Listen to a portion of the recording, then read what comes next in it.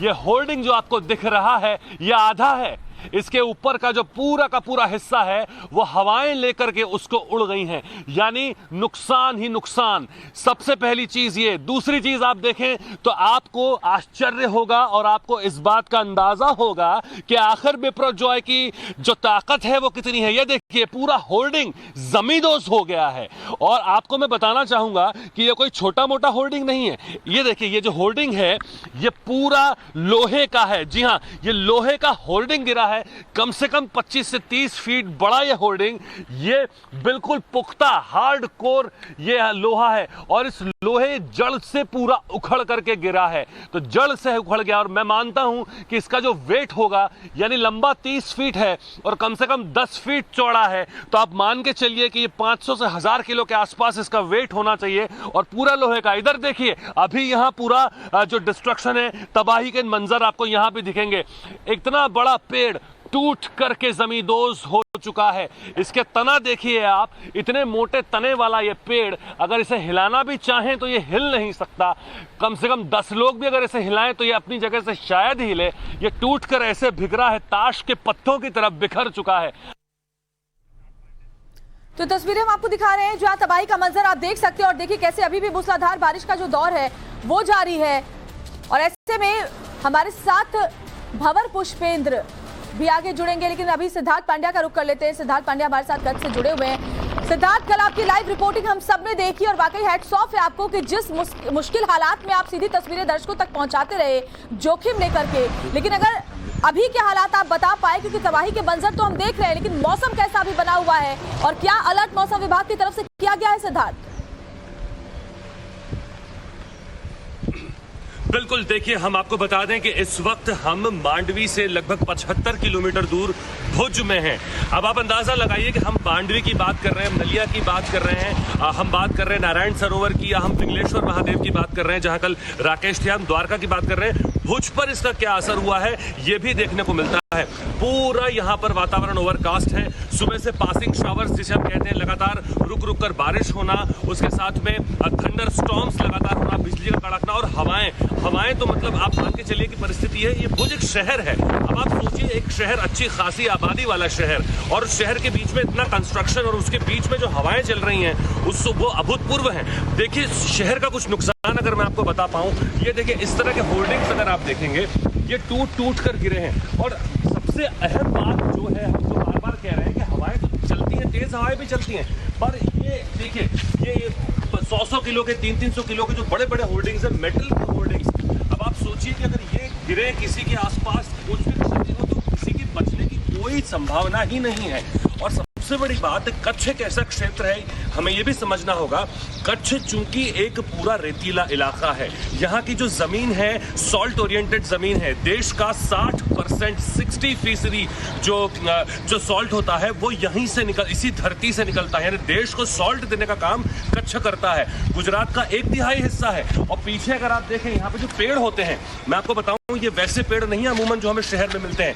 ये रेतीले रेगिस्तान के अंदर उगने वाले पेड़ हैं जो यहाँ कम से कम सालों से बड़े बड़े हुए हैं। अब आप देखिए अगर इतना बड़ा पेड़ मेरे पीछे जहां आप देखें तो अगर गिर रहा है और सिर्फ हवा की वजह से गिर रहा है तो आप उसका सूरत हाल समझ ही सकती होंगी। ये पूरा जड़ से उखड़ चुका है। ये देखिए सबसे बड़ी बात है कि एक वो होता है कि हवा चले और ऊपर से टूट के टहनियां गिरे, पर अगर जड़ से ही पूरा पेड़ उखड़ जाए तो क्या कीजिए, ये पूरा जड़ से उखड़ गया है। सबसे बड़ी बात, इस पेड़ के बेसमेंट के अंदर अगर आप देखें तो यहाँ पे डामर लगा हुआ है। तो ये जो डामर से पूरा जुड़ा हुआ ये पेड़, और अगर ये जमीन से उखड़ के गिर रहा है, आप देखिए कितना बड़ा पेड़ है ये कम से कम 20-25 फीट बड़ा पेड़ होगा।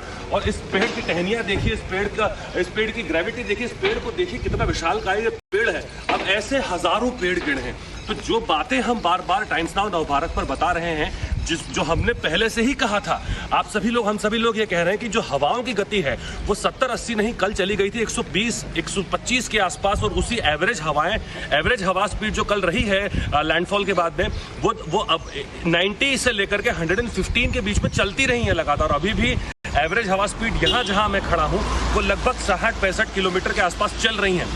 ऐसे में अगर इस तरह के पेड़ गिर रहे हैं तो ये चुनौती न केवल लोगों के लिए है, ये चुनौती प्रशासन के लिए भी है। एनडीआरएफ की एक्स्ट्रा टीम्स, मैं आपको अपडेट दे दूं, बुलाई गई हैं।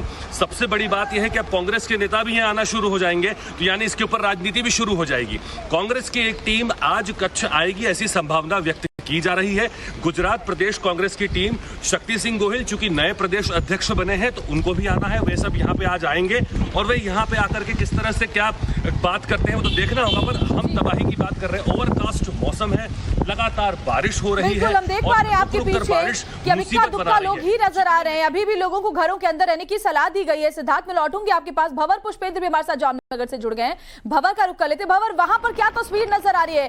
तबाही का क्या कोई निशान? वहां पर भी तूफान बिपरजॉय अपने पीछे छोड़ गया है और अभी लोगों के लिए क्या अलर्ट जारी कर दिया गया है?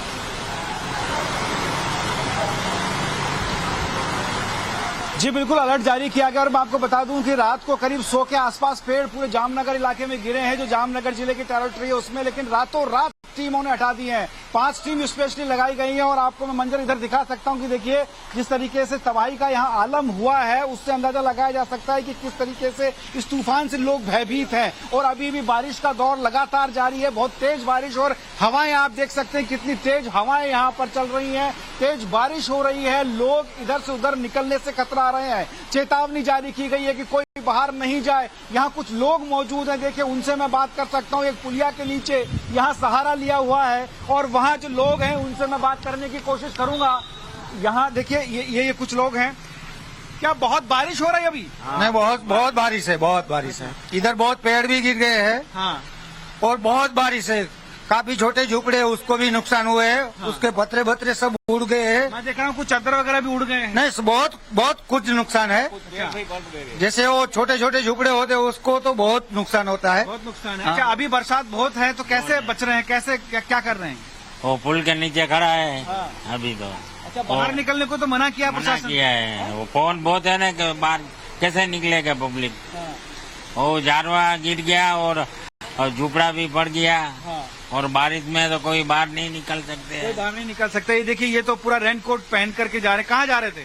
अरे यार को वो दुकान सब बंद है। हाँ। कुछ लेने के लिए जा रहा था। हाँ। लेकिन दुकान तो सब वगैरह, ये बारिश है, ये पवन है। हाँ। इसीलिए सब बंद है। सब बंद है। तो आप अंदाजा लगा सकते हैं बारिश बहुत तेज है, सब बंद है, हवाओं का दौर तेजी से जारी है। अलर्ट जारी किया गया। करीब 100 पेड़ गिरे थे लेकिन रातों रात पेड़ हटा दिए गए। देखिए यहाँ व्यवस्थाओं का जो आलम है वो बहुत अच्छा कहा जा सकता है। सही कह रहे भंवर, और इसीलिए युद्ध स्तर पर तैयारियां पहले से ही कर ली गई थी और वो तैयारियां नजर भी आ रही है। जैसे भंवर कह रहे हैं कि रातों रात जो गिरे हुए पेड़ थे उन्हें हटा लिया गया है रास्तों। जी देखिए, बिल्कुल कल के द्वारका के हालात और आज के द्वारका के हालात आप देखेंगे तो अंदाजा लगा पाएंगे कि तूफान जो है वो काफी हद तक गुजर चुका है, लेकिन अभी भी तूफान की जो दस्तक है वो जारी है। पूरी तरीके से तूफान गया नहीं है। हवाएं काफी तेज चल रही हैं सुबह सुबह, लेकिन लोग जो हैं वो इस उम्मीद में हैं कि शायद उनकी जिंदगी से भी ये तूफान बीत गया हो तो पिछले 4-5 दिन से बंद द्वारका को वो खोले, रोजमर्रा की जिंदगी की तरफ वापस लौटे। और इसीलिए देखिए, जब हम आज सड़कों पर उतरे, जगह जगह की ये तस्वीरें श्वेता कि कितने सारे पेड़ पौधे गिरे थे, ये बिजली का जो पूरा खंभा नीचे गिरा हुआ था, इसे इन पेड़ की टहनियों को बहरहाल फिलहाल आर्मी द्वारा तो रातों रात साइड किया गया। और जो बड़ी टहनियां थी कहीं रोड ब्लॉक न हो जाए, क्योंकि द्वारका की तंग गलियां हैं, इसीलिए उन्हें क्रेन के सहारे खींच के ले जाया गया। लेकिन इस तरह की टहनियां पूरे द्वारका में हर तरफ, चारों तरफ सड़कों पर आपको गिरी हुई नजर आएंगी। आप आगे भी अगर बढ़कर देखें तो देखिए ये कार यहाँ धक्के से, हवाओं के धक्के से पहुंची है। और उसके बाद आप यहाँ देखें किस तरीके से लोगों का सामान टूटा बिखरा नजर आ रहा है। ये तबाही के बाद का मंजर है, ये तूफान के बाद का मंजर है। आप देखिए लोगों का जो सामान रखा हुआ था वो पूरी तरह डैमेज्ड हो गया है यहाँ, क्योंकि एक बहुत बड़ा पेड़ गिरा। और उसके साथ साथ देखिए द्वारका में कल रात तक जो अपडेट था, हमें लगभग 750 बिजली के खंभे गिरे। और ऐसे में आप यहाँ देख पाएंगी कि एक बड़े से पेड़ के साथ अभी भी यहाँ पर देखिए कि बच्चा है साइकिल चला रहा है, लेकिन हवा का प्रेशर वो नहीं झेल पाया और गिर गया सड़क पर। और क्योंकि हवाएं अभी भी ठीक ठाक प्रेशर से चल रही हैं, यहाँ आप देख पाएंगे श्वेता, ये तूफान के बाद का मंजर देखिए।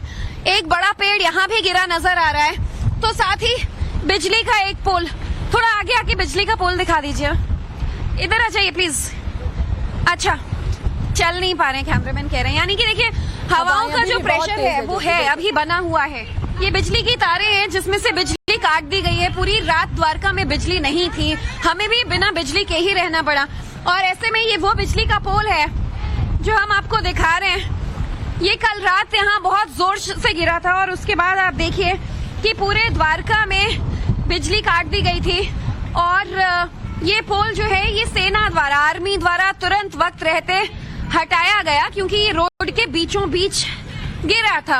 और कल के मुकाबले आज सड़कों पर आप देखिए ये जो लोग हैं ये लौट आए हैं, बिल्कुल लौट आए हैं। स्कूटी लेकिन बाइक लोगों पर की नजर उम्मीद आने यही है वाले कि जल्द से जल्द उनकी जिंदगी में वो पहले वाली रफ्तार भी लौट आए, क्योंकि हवाओं की इतनी रफ्तार अभी ज्यादा है कि लोगों का जनजीवन अभी भी थमा हुआ सा नजर आता है। उसमें दो